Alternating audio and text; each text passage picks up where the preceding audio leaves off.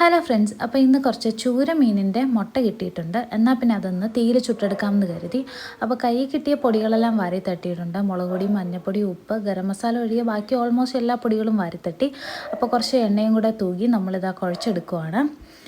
കുഴച്ചെടുത്തതിന് ശേഷം നമ്മുടെ തീ കനലുണ്ടാക്കാൻ വേണ്ടി ചിരട്ടയൊക്കെ ചുട്ടെടുക്കുവാണ്.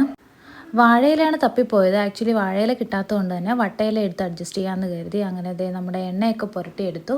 അതിനുശേഷം നമ്മുടെ പുരട്ടി മസാലയിൽ കുളിപ്പിച്ച് വെച്ചേക്കുന്ന നമ്മുടെ മുട്ടയെല്ലാം കൂടെ അതിനകത്തിട്ട് വാരി തൂകിയിട്ട് കുറച്ച് കാന്താരി മുളകും കൂടെ എടുത്തിട്ട് നമ്മൾ ചുറ്റി കെട്ടുവാണ്.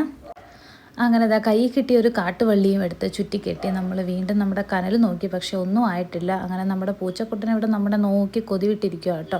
അങ്ങനത്തെ തൊട്ടിക്കൂടെയൊക്കെ നടന്നപ്പോൾ കിട്ടിയൊരു സാധനമാണ്. ഇത് നമ്മുടെ പാക്കാണ്. കുറേ നാളുകൊണ്ട് വീണ് വെള്ളത്തിൽ കിടന്ന് അങ്ങനെ ഒരു ഷേപ്പ് ആയതെന്നാണ് തോന്നുന്നത്.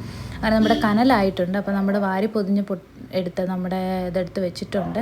അതിനുശേഷം ഇങ്ങനെ നടക്കുമ്പോഴൊക്കെ ഓരോ സാധനങ്ങളിങ്ങനെ കയ്യിൽ കിട്ടുന്നുണ്ട് കേട്ടോ. കാണാനൊരു പുതിയ കാഴ്ചയാണ്. അപ്പോൾ എല്ലാം കൊണ്ട് അടിപൊളിയായിട്ടുണ്ട്.